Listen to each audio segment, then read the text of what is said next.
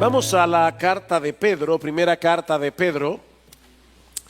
Y aunque vamos a estar estudiando el capítulo 2, los versículos 1 al 3, para poder tomar el contexto vamos a leer desde el capítulo 1, versículo 22, hasta el capítulo 2, versículo 3. Pero antes de leer esta porción de la palabra, lo que vamos a hacer ahora es tan solemne y estamos tan necesitados de la gracia de Dios, así que vamos a pedirle a Él que se haga presente por medio de su palabra una vez más. Señor nuestro, tu Espíritu Santo, que inspiró tu palabra para mostrarnos en ella la hermosura de nuestro Salvador, es el que nosotros necesitamos ahora para predicar tu palabra. Es el que necesitamos para que tu palabra sea poderosa en nuestro corazón. Es el Espíritu Santo el que necesitamos que se pasee entre nosotros en el día de hoy. Cuán necesitados estamos, Señor, de tu Santo Espíritu. Ven y obra por medio de tu palabra. No dejes a nadie aquí como llegó, porque te lo pedimos en Cristo y para su gloria. Amén. Primera de Pedro capítulo 1, versículo 22. Puesto que en obediencia a la verdad habéis purificado vuestras almas para un amor sincero de hermanos, amaos unos a otros entrañablemente, de corazón puro, pues habéis nacido de nuevo, no de una simiente corruptible, sino de una que es incorruptible, es decir, mediante la palabra de Dios que vive y permanece para siempre. Porque toda carne es como la hierba y toda su gloria como la flor de la hierba. Sécase la hierba, cáese la flor, mas la palabra del Señor permanece para siempre. Y esta es la palabra que os fue predicada. Por tanto, desechando toda malicia y todo engaño e hipocresías, envidias y toda difamación, desead como niños recién nacidos la leche pura de la palabra, para que por ella crezcáis para salvación, si es que habéis probado, si es que habéis gustado la benignidad del Señor.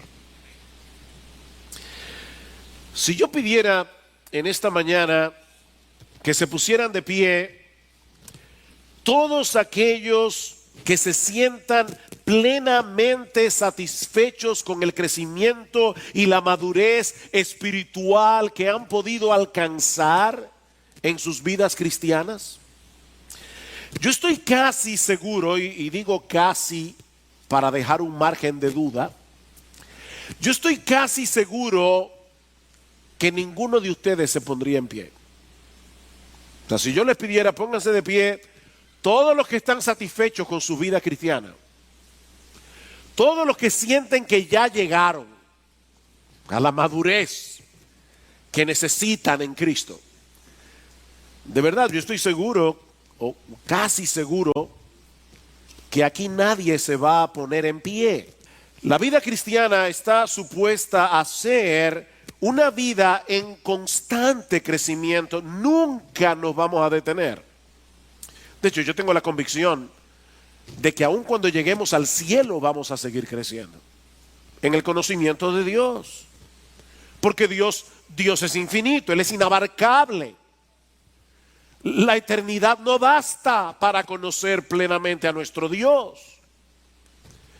Escribiendo a los creyentes en la ciudad de Filipos y hablando precisamente acerca de la madurez espiritual, Pablo le dice en Filipenses capítulo 3 versículo 12, no que ya lo haya alcanzado, que ya haya llegado a ser perfecto, maduro, sino que sigo adelante. Y él está hablando aquí de la semejanza a nuestro Señor Jesucristo. Eso es la madurez cristiana, seguir avanzando para ser cada vez más como Jesús. Y dice Pablo, yo no lo he alcanzado, sino que sigo adelante a fin de poder alcanzar aquello para lo cual también fui alcanzado por Cristo Jesús. Hermanos, yo mismo no considero haberlo ya alcanzado, pero una cosa hago, olvidando lo que queda atrás, y como un atleta, está pensando Pablo aquí, que quiere extender el pecho para cortar primero la cinta, dice, y extendiéndome a lo que está adelante, prosigo hacia la meta para obtener el premio del supremo llamamiento de Dios en Cristo Jesús. La vida cristiana es una carrera que termina con la muerte. Y ningún creyente puede darse el lujo de dejar de correr hasta el final. El problema es que hay muchos que profesan ser cristianos, pero que han sido infectados con el fatalismo. Son fatalistas. ¿Y eso qué significa? Bueno, eso significa que estos cristianos han llegado a creer que ellos están condenados a la mediocridad, que ellos están condenados a quedarse estancados donde están espiritualmente. Tal vez otros creyentes viven en mejores condiciones que yo, o recibieron una crianza diferente a la mía, o simplemente no tuvieron una vida tan pecaminosa como la que yo tuve antes de venir a Cristo. Pero mi caso es diferente. Yo estoy condenado a ser lo que soy. Ya llegué a donde iba. Y creo que es mejor reconocer mis limitaciones antes que seguir intentando llegar a ser lo que no soy y lo que nunca voy a poder llegar a ser. Y por supuesto, hermanos, eso es algo que la gente no lo dice con estas palabras. De hecho, a veces ni siquiera lo piensan así. Es algo inconsciente. Es una especie de actitud que asumen, con la que asumen sus vidas cristianas. Estos creyentes tienen una teología basada en sus sentimientos y en sus experiencias pasadas. Mire, pastor, ya yo lo he intentado más de una vez. Me paro y me caigo, me paro y me caigo. Esa ha sido mi experiencia. O sea que tu teología descansa en lo que ha sido tu experiencia hasta ahora y no en lo que Dios nos dice en su palabra. Se sienten atrapados, como si no hubiera otra opción para ellos. Bueno, mis hermanos, mi tarea en esta mañana es demostrar, con el pasaje que vamos a estudiar en Primera de Pedro, que sí hay otra opción si somos verdaderos cristianos. Porque Dios nos ha dado todos los recursos de gracia que nosotros necesitamos para seguir creciendo espiritualmente. Solo que no existe ningún atajo en esta carrera de la fe. Aquí no estamos hablando de una experiencia mística que tenemos en un momento dado y de la noche a la mañana nos levantamos siendo otras personas. No, mis hermanos. Se trata de un proceso lento, de un proceso gradual que dura toda la vida por la obra del Espíritu Santo en nosotros a través de su palabra. Y eso nos lleva a nuestro primer encabezado en la mañana de hoy, la exhortación de Pedro en este pasaje. Vean el versículo 2. Desead, como niños recién nacidos, la leche pura de la palabra, o la leche espiritual no adulterada, como lo traduce la Reina Valera del 60. Noten, hermanos, que no se trata de una sugerencia. Esto es una orden. Desead esa leche. De manera que si en este momento tienes poco apetito por las Escrituras, Dios te ordena, si eres creyente, que comiences a desearlo más. Y es interesante ver que Pedro no nos está diciendo aquí que debemos leer la Biblia o que debemos memorizar la Biblia o que debemos estudiar la Biblia o que debemos enseñar la Biblia a otros, y por si acaso nosotros debemos hacer todo eso. Debemos hacer todo eso. Es extremadamente importante que un creyente lea, estudie, memorice, enseñe la Biblia, pero lo que se nos ordena aquí es que la deseemos. Es que la deseemos, y esta palabra transmite la idea de algo que se anhela fervientemente, algo que deseas con tal intensidad que ninguna otra cosa de este mundo sería capaz de calmar tu apetito por eso que deseas. Se trata de algo que percibes como una necesidad tan vital, tan necesaria para tu vida como el aire que respiras. De ahí la analogía, la comparación que Pedro usa en el texto. Desead como niños recién nacidos la leche pura de la palabra. Debes desear esa leche espiritual como los niños que acaban de nacer desean la leche de su mamá. Y de paso,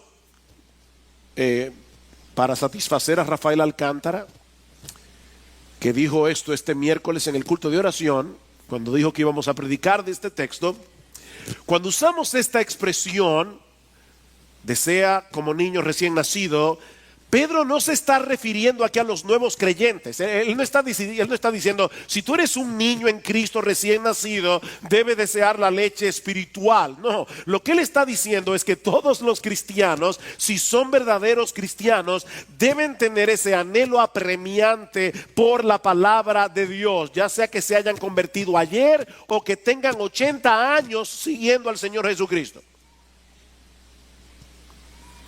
Todos debemos desear la palabra como el bebé recién nacido desea la leche de su mamá. Los niños nacen con un dispositivo puesto por Dios que los lleva a desear la leche materna como ellos no desean ninguna otra cosa de este mundo. Dios es sabio.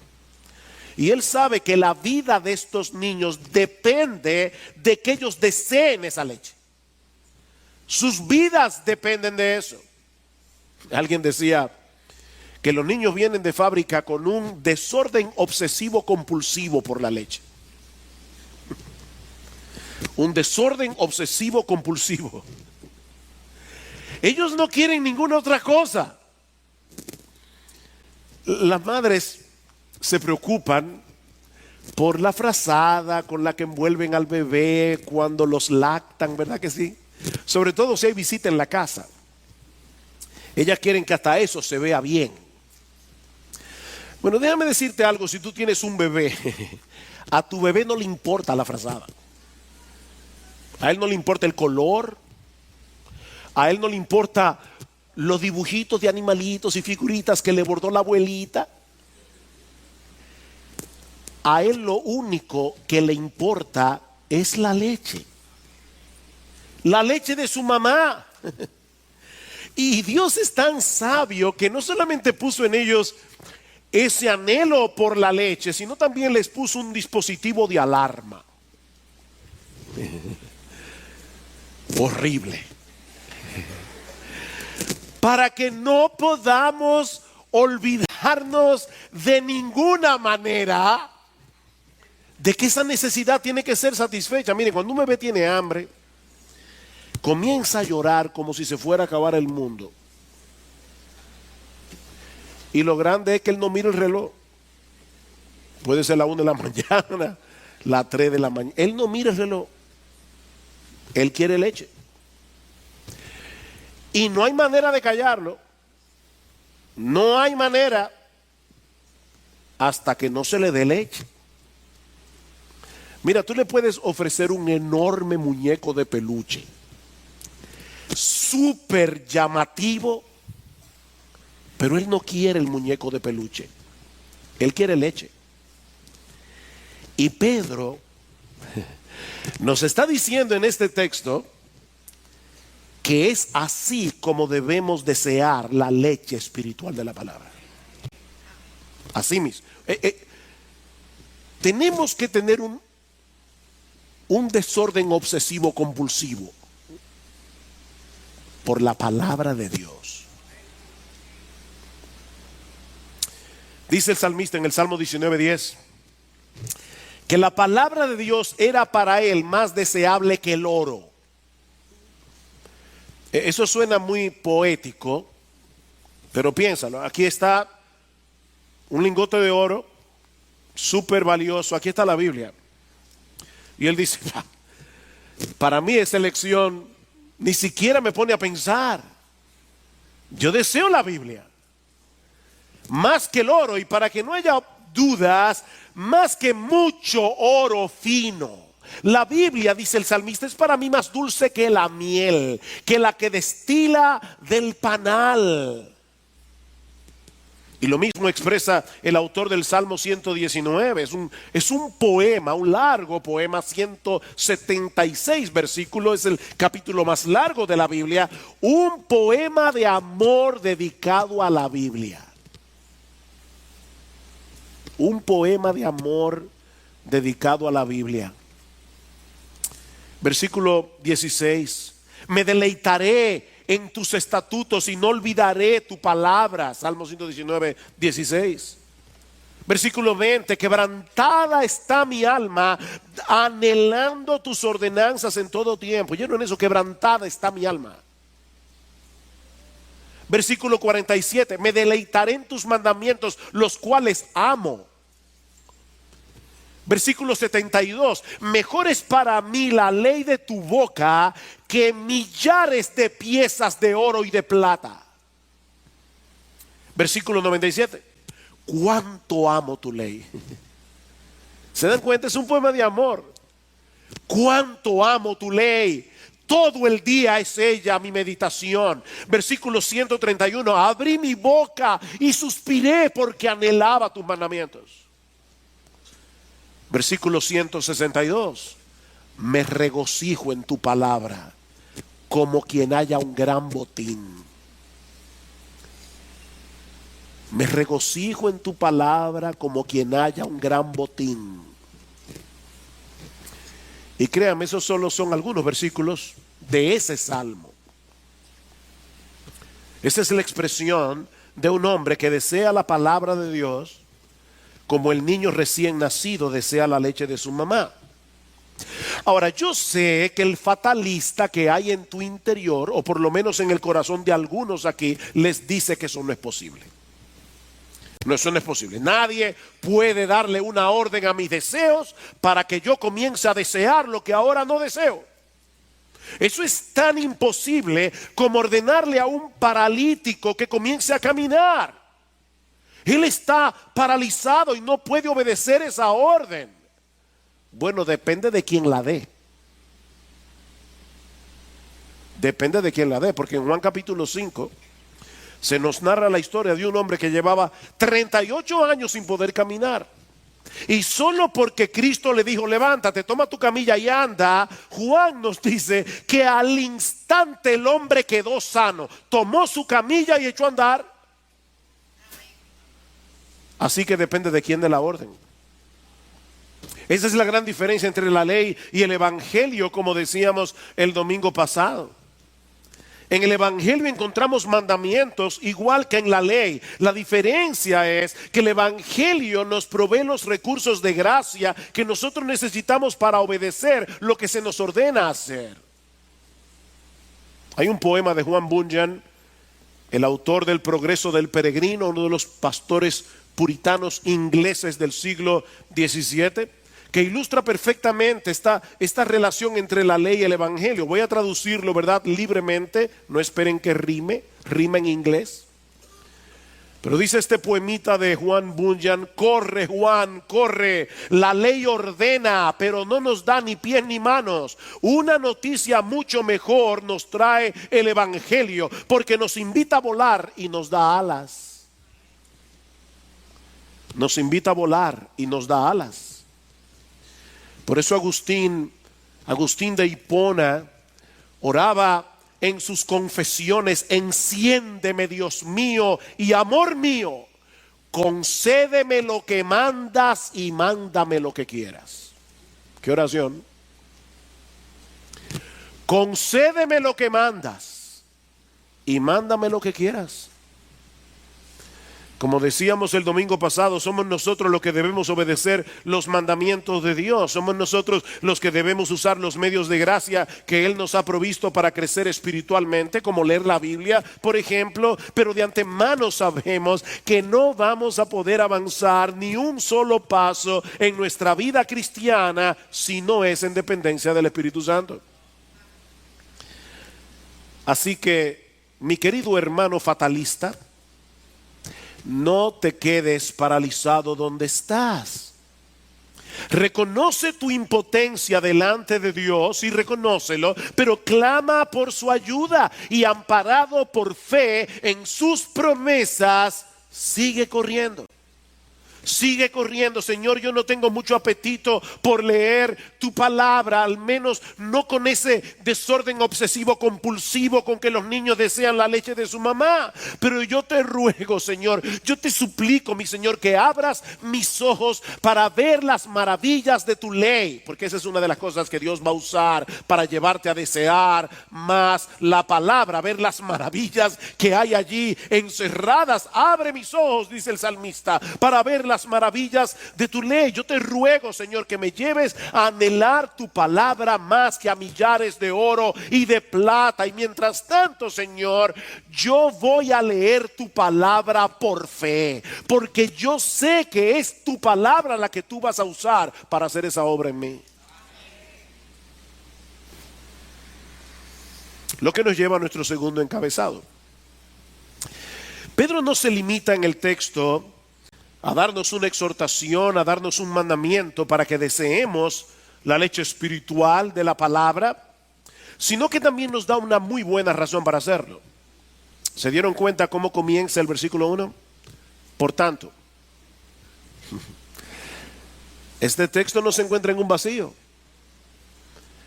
Pedro va a seguir hablando de lo que él ha venido hablando anteriormente. Este texto está conectado con lo que Pedro ha dicho anteriormente acerca del poder de la palabra para producir el nuevo nacimiento.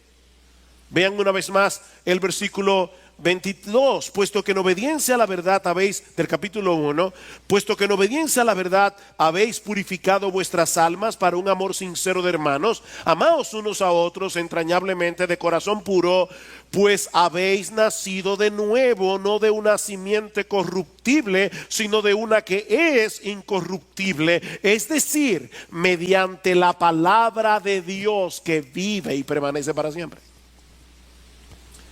Fue por el poder de su palabra que Dios impartió en nosotros nueva vida, a tal punto de purificarnos en nuestro orgullo, en nuestro egoísmo, y poder amarnos unos a otros entrañablemente con un amor sincero de hermanos. Nuestros corazones fueron purificados, fueron libertados de la esclavitud del pecado por medio de la palabra. Es la palabra de Dios la que produce el nuevo nacimiento. Dice en Santiago capítulo 1 versículo 18, Él en el ejercicio de su voluntad nos hizo nacer por la palabra de verdad. Nos hizo nacer. ¿Qué debemos hacer ahora? Alimentarnos de esa misma palabra que nos dio vida. Esa misma palabra por medio de la cual fuimos transformados. Alguien decía que la madre de la criatura es también la amamantadora natural de ella. La madre de la criatura es la amamantadora natural de ella. Fuiste engendrado por la palabra. Ahora tienes que seguir alimentando esa vida por esa misma palabra.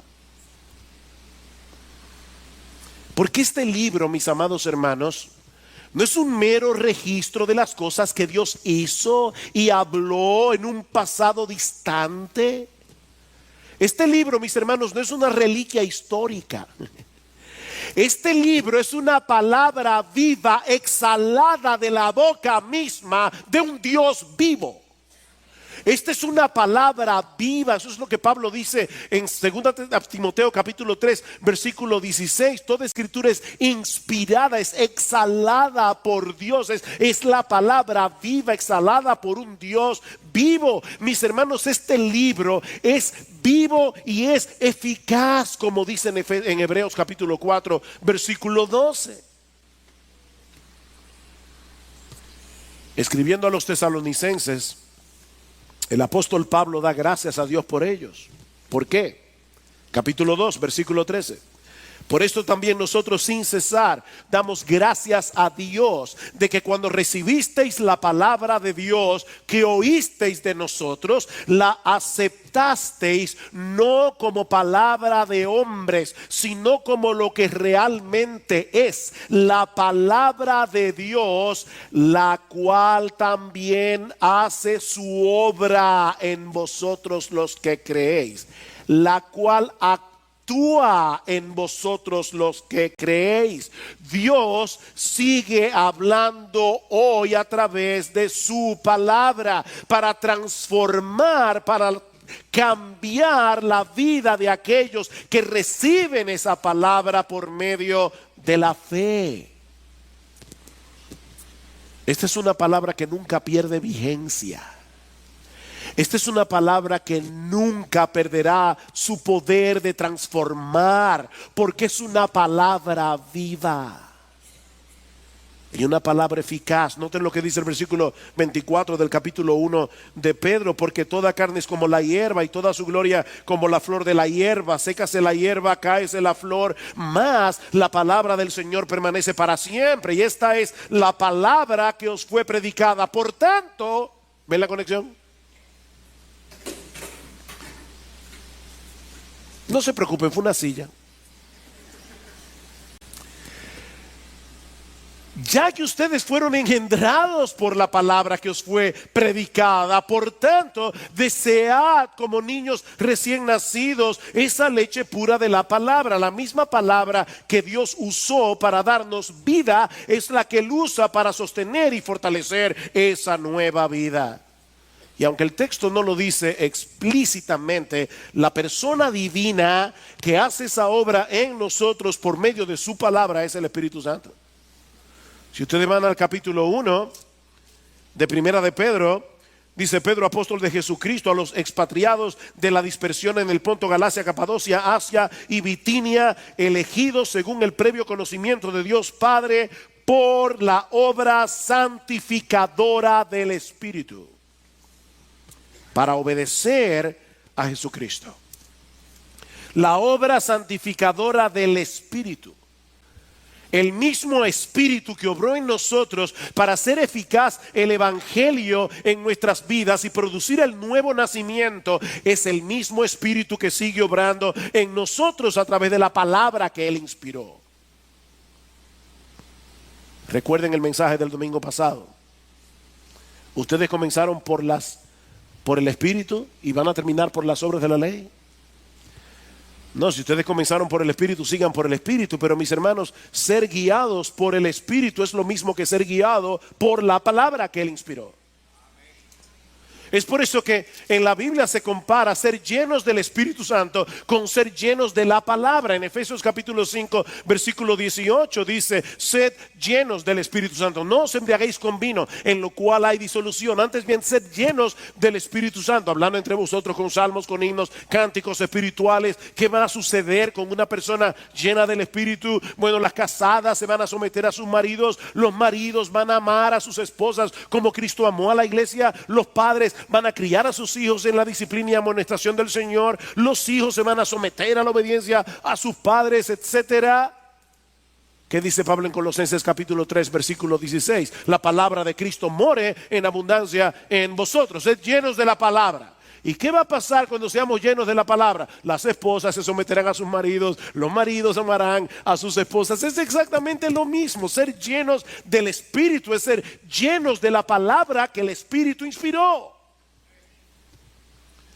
De manera, mis hermanos, que si nosotros queremos ver a Dios actuando en nosotros, si tú quieres que Dios se manifieste en tu vida, sumérgete en su palabra, porque es aquí y no en ningún otro lugar donde Dios se manifiesta. Algunas personas quisieran tener alguna experiencia espectacular para poder sentir la presencia de Dios. Yo iba caminando por la calle y de repente el Espíritu de Dios me tiró al piso y comencé a convulsionar. Fue increíble. Mira, déjame decirte algo. Si tú quieres encontrarte con Dios, búscalo en esos momentos de quietud, leyendo y meditando su palabra en espíritu de oración. ¿Ustedes recuerdan aquella escena de Elías cuando salió huyendo de Jezabel y se escondió en una cueva en el monte Horeb, abatido al ver la incredulidad del pueblo de Israel a pesar de todas las señales que ellos habían visto? Dice en Primera de Reyes capítulo 19 versículo 11 que Dios se le apareció a Elías en el monte y le ordenó que saliera de la cueva. Y he aquí que el Señor pasaba, dice en Primera de Reyes, y un grande y poderoso viento destrozaba los montes y quebraba las peñas delante del Señor, pero el Señor no estaba en el viento. Después del viento un terremoto, pero el Señor no estaba en el terremoto. Después del terremoto un fuego, pero el Señor no estaba en el fuego. Y después del fuego el susurro de una brisa apacible. Y sucedió que cuando Elías lo oyó, se cubrió el rostro con su manto y salió y se puso a la entrada de la cueva. Y he aquí una voz vino a él y le dijo: ¿qué haces aquí, Elías? ¿Se dieron cuenta? El Señor no estaba en el viento, el Señor no estaba en el terremoto, el Señor no estaba en el fuego. El Señor estaba en el susurro apacible de su voz. Dios se manifiesta en su palabra. De hecho, eso fue una de las enseñanzas que el Señor le dejó a los discípulos en Juan capítulo 14. Él dice: el que me ama mi palabra guardará, y mi Padre le amará, y vendremos a él y haremos morada con él. El que me ama mi palabra. Hay una conexión entre Cristo y su palabra. De hecho, en Juan capítulo 15, un capítulo más adelante, dice: si permanecéis en mí y mis palabras permanecen en vosotros. Si permanecéis en mí y mis palabras permanecen en vosotros. Hay una correlación entre permanecer en Jesús y permanecer en su palabra. Mi amado hermano, ¿tú quieres encontrarte con Dios? Búscalo en su palabra, porque es allí donde Él se revela a nosotros en toda su gloria y esplendor. Es por eso que esta leche espiritual de la palabra no solo es alimenticia, sino también deleitosa. No solo alimenta, sino que deleita. Noten lo que dice Pedro en el versículo 3 del capítulo 2: si es que habéis probado la benignidad del Señor. Y ese texto debe ser traducido más bien: ya que habéis probado, o ahora que habéis probado, ahora que habéis saboreado, ahora que habéis gustado que nuestro Dios es bueno. Este texto es similar al Salmo 34:8. Probad y ved que el Señor es bueno. Cuán bienaventuroso es el hombre, cuán bienaventurado es el hombre que en él se refugia. Ahora déjenme hacerles una pregunta. Mis hermanos, ¿en qué lugar es que nosotros hemos podido saborear la bondad de Dios? ¿Dónde saboreamos la bondad de Dios? Noten que no estoy diciendo simplemente donde yo conozco que Dios es bueno, no. ¿Cómo yo puedo deleitarme en el hecho que Dios es bueno? ¿Dónde fue que nos enteramos de que nuestro Dios nos había elegido para salvación desde antes de la fundación del mundo? ¿Dónde supimos eso?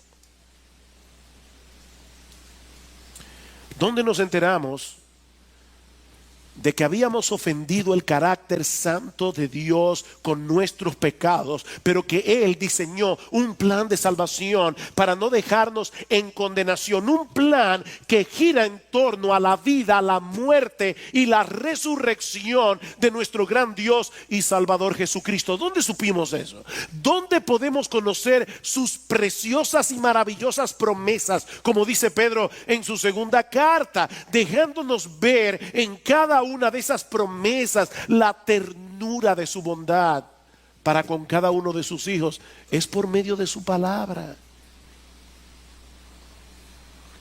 Es una leche pura que alimenta. Es una leche pura que al mismo tiempo nos deleita. Así que no leemos la Biblia para calmar nuestra conciencia. No leemos la Biblia por temor a ser castigados si no la leemos. No leemos la Biblia para conocer mejor a Cristo y su Evangelio. Leemos la Biblia para que Cristo sea cada vez más precioso para nosotros, porque toda esa bondad que hemos gustado de parte de Dios han venido a ser nuestras únicamente por causa de Jesús. ¿Recuerdan 2 Corintios 1:20? Es en Él que todas las promesas de Dios son sí y amén. Es en Cristo. Toda la bondad que Dios nos muestra es por Cristo. Todas las promesas que hay en las Escrituras podemos apropiarnos de ellas únicamente por lo que Cristo hizo por nosotros en la cruz. Así que desea como un niño recién nacido. Esa es la razón que Pedro nos da. Naciste por la palabra, ahora esa nueva vida va a ser alimentada por la palabra. Deséala como un niño recién nacido.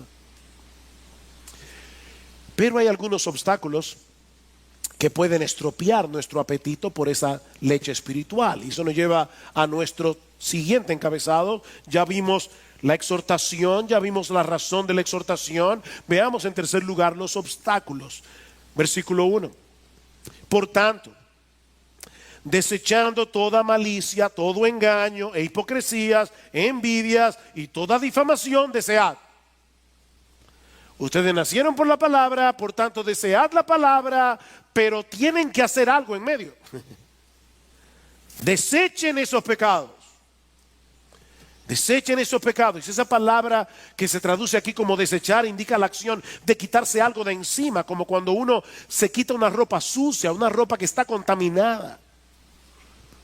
Y el tiempo del verbo que Pedro usa aquí nos muestra que se trata de una acción enérgica, determinante. Desecha de una vez por todas todos esos pecados que están minando tu apetito por la palabra de Dios. Mis hermanos, una de las cosas que hace la palabra en nosotros es confrontarnos con nuestro pecado, ¿no es así? Y no para aplastarnos, no, la Biblia nos confronta con nuestro pecado para llevarnos a Cristo, otra vez. Y al llevarnos a Cristo podemos gozarnos de nuevo del perdón de nuestros pecados, en Él, en su sangre. Pero si tú estás amamantando pecados específicos en tu vida, en vez de luchar contra ellos, no vas a querer acercarte a ese libro que te confronta con ese pecado que tú estás amamantando. ¿No es así?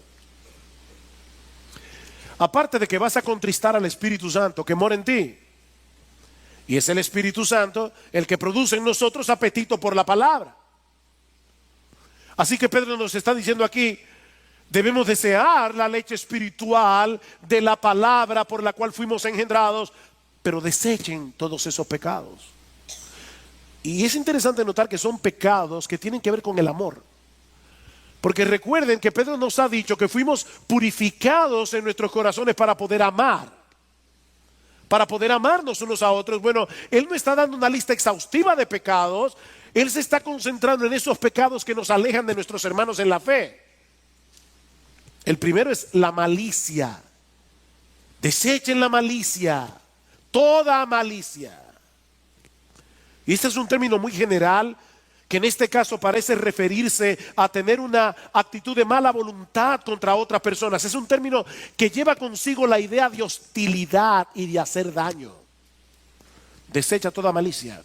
En segundo lugar, desecha toda clase de engaño. El querer sacar ventaja del otro con astucia. No, el creyente más bien debe buscar su propia felicidad en la felicidad y el bienestar de otros. Porque es más bienaventurado dar que recibir, ¿no es así? En tercer lugar, la hipocresía. Desecha la hipocresía. No te escondas detrás de una careta para querer aparentar que eres lo que no eres. O aparentar que estás interesado en el bienestar de los demás, cuando en realidad lo que estás buscando es sacarle ventaja al otro. Desecha la hipocresía. Desecha la envidia.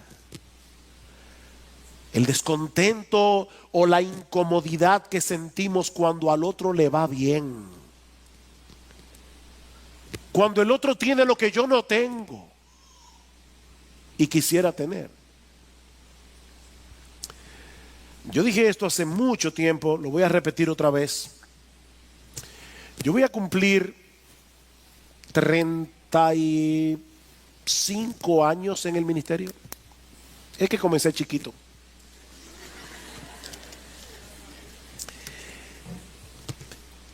Y en esos 35 años, yo solo recuerdo una persona que vino a mi oficina hace muchísimos años y me dijo: pastor, yo necesito ayuda, yo soy una envidiosa. Yo envidio todo lo que mis amigas tienen. Mis amigas están casadas, yo no. Mis amigas andan en carro, yo no. Mis amigas tienen una posición económica envidiable. Y es verdad, yo conocía bien a esta persona. Yo no tengo nada de eso.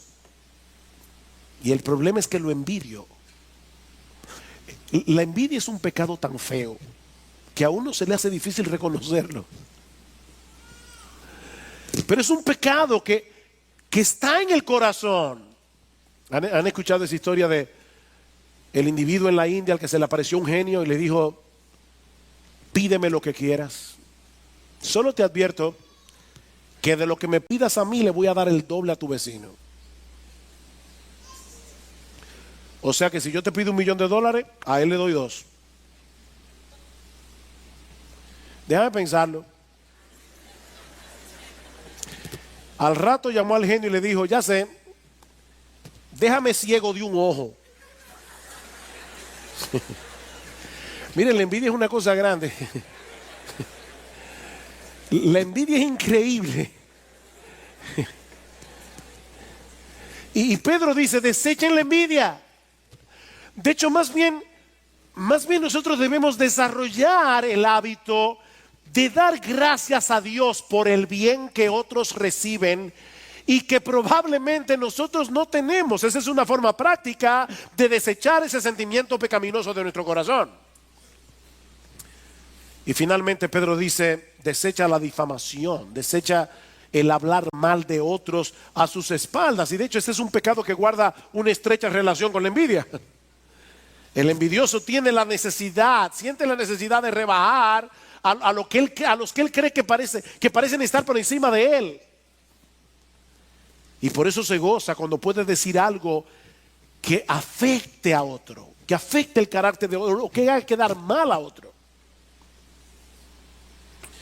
Podemos resumir todos estos pecados y englobarlos en uno solo. No actúen de ninguna manera que sea contraria al amor fraternal, porque eso afectará nuestro apetito por la palabra. Y eso ya nos dice algo, hermanos. La vida cristiana fue diseñada para vivirla en comunidad. Si tú estás pecando de tal manera que te estás aislando de los demás, te estás aislando de la iglesia, al final de cuentas vas a perder tu apetito por la palabra. En tu soledad, aislado de los demás, vas a perder tu apetito por la palabra. Ahora, noten algo sumamente importante aquí.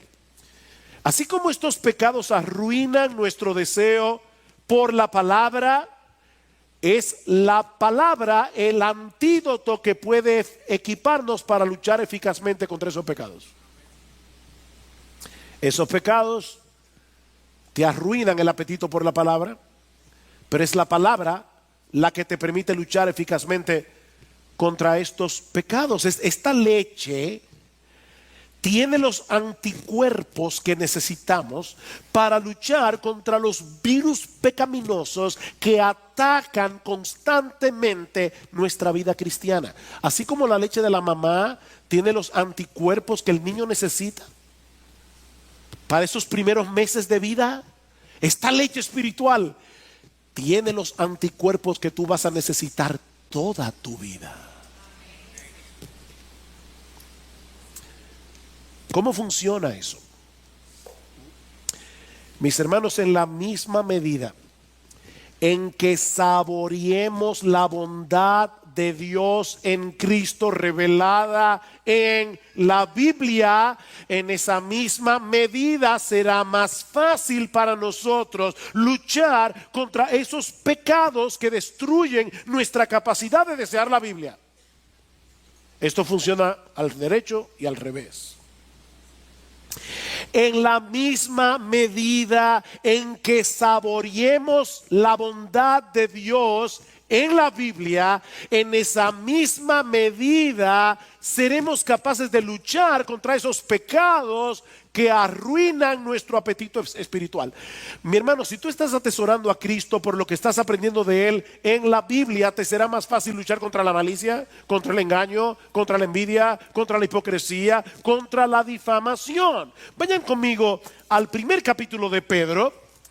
Pero ahora leamos a partir del versículo 3. Dice: bendito sea el Dios y Padre de nuestro Señor Jesucristo, quien según su gran misericordia nos ha hecho nacer de nuevo a una esperanza viva mediante la resurrección de Jesucristo de entre los muertos, para obtener una herencia incorruptible, inmaculada y que no se marchitará, que está reservada en los cielos para vosotros, que sois protegidos por el poder de Dios mediante la fe, para la salvación que está preparada para ser revelada en el último tiempo, en lo cual os regocijáis grandemente, aunque ahora por un poco de tiempo, si es necesario, seáis afligidos con diversas pruebas, para que la prueba de vuestra fe, más preciosa que el oro que perece, aunque probado por fuego, sea hallada que resulte en alabanza, gloria y honor en la revelación de Jesucristo, a quien sin haberle visto le amáis, y a quien ahora no veis, pero creéis en él,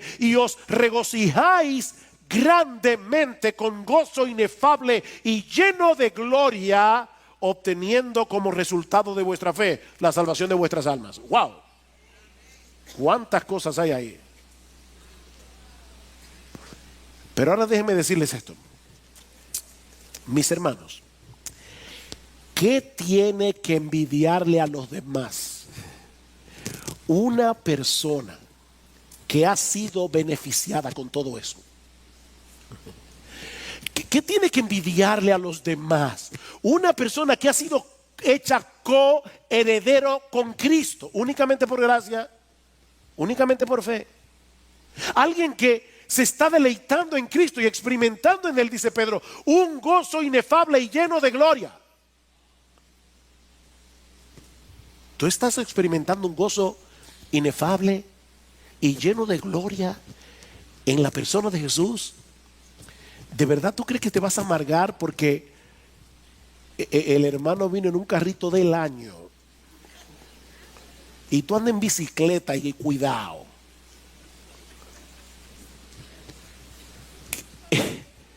Es que tú tienes, óyeme, escúchame, que tú eres heredero del universo, juntamente con Cristo.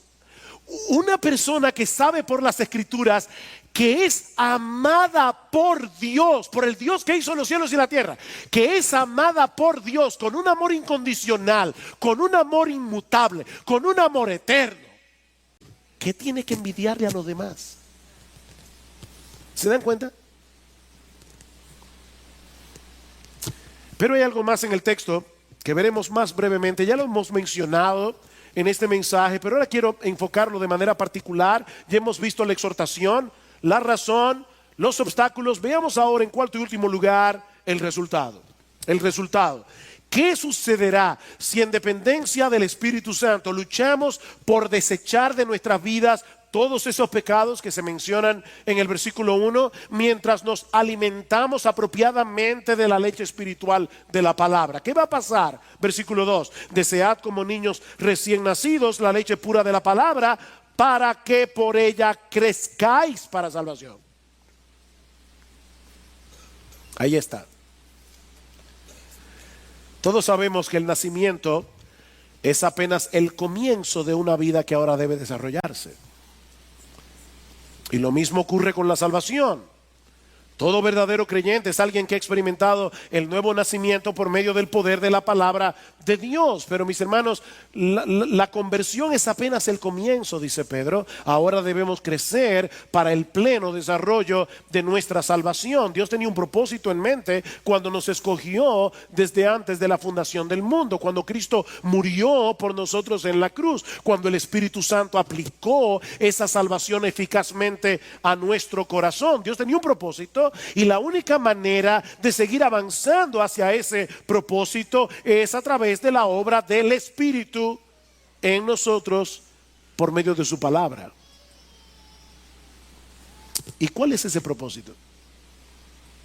Dios tenía un propósito. ¿Cuál es ese propósito? Formar a Cristo en nosotros, hacernos cada vez más semejantes al Señor. Romanos capítulo 8 dice: sabemos que a los que aman a Dios todas las cosas les ayudan a bien. Esto es, a los que conforme a su propósito son llamados, porque a los que antes conoció también los predestinó para ser hechos conformes a la imagen de su Hijo. Ese es el propósito, hacernos como Jesús. ¿Y cómo ocurre eso? ¿Cómo es que el Espíritu Santo va formando a Jesús en nosotros? Contemplando su gloria en las Escrituras, mirando nosotros todo como en un espejo la gloria del Señor, según a los Corintios capítulo 3 versículo 18, mirando como en un espejo la gloria del Señor, somos transformados de gloria en gloria conforme a su semejanza por el Espíritu del Señor. Somos transformados de gloria en gloria, contemplando su gloria. Es por eso, mis hermanos, que debemos desear, como un niño recién nacido, la leche espiritual no adulterada. El raquitismo espiritual no es una opción. De hecho, Pedro concluye su segunda carta diciendo: creced en la gracia y en el conocimiento de nuestro Señor Jesucristo. Crecer es una orden. Creced en la gracia, creced en el conocimiento del Señor. Y mis hermanos, eso solo puede suceder a través de una alimentación constante y regular de la leche espiritual no adulterada. Ningún creyente puede darse el lujo de dejar de alimentarse regularmente de la Biblia, así como ningún bebé puede dejar de tomar leche. La nueva vida en Cristo comenzó con la palabra, se sostiene con la palabra, se fortalece con la palabra, crece por la palabra. No existe otro medio. Necesitamos ver a Cristo en las Escrituras para deleitarnos en Él, para crecer en nuestra admiración por Él, porque viendo su gloria somos transformados de gloria en gloria. Pero cuando nos estancamos en el conocimiento de las Escrituras, perdemos de vista a Cristo y la Biblia pierde su fascinación. Porque déjeme decirle algo, hermanos. Yo me convertí en verano del 77. Este año cumplo 41 años. Leyendo este libro, recuerdo, y Dios sabe que no lo digo para nada por orgullo, sino porque fue una realidad que yo creo que Dios hizo en mí, que ya en los primeros 8 meses de mi conversión, siendo un joven de 18 años, ya había leído la Biblia entera. Y yo no recuerdo cuántas veces más he tenido la oportunidad de leer este libro una y otra vez, de tapa a tapa, una y otra vez, una y otra vez. Y créanme, hermanos, cada vez este libro se vuelve más fascinante para mí. Este libro es fascinante. Pero cuando pierdes de vista a Jesús, la Biblia pierde su fascinación. No dejes de leerla, mi hermano. No dejes de estudiarla, porque tu apetito haya disminuido. No caigas en esa trampa. Más bien, recupera tu apetito y tu salud espiritual, desechando todo aquello que originalmente te apartó de la Biblia y volviendo a la Biblia. Déjame hacerte una pregunta. Si Dios ahora mismo te diera la opción de darte en este mismo momento todo lo que tu corazón desea. Señor, yo quiero ser más rico que Salomón. Boom. Ahí lo tienes. Pero con una condición. La Biblia va a desaparecer por completo de tu vida. Tú no vas a tener Biblia para leer. Tú no vas a poder escuchar a nadie predicando la Biblia. Aún vas a olvidar, se te va a borrar de tu memoria todo lo que tú conoces de la Biblia. ¿Cuál sería tu elección?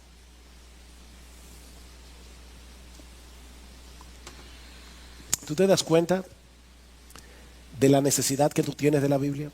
El problema es que lo olvidamos.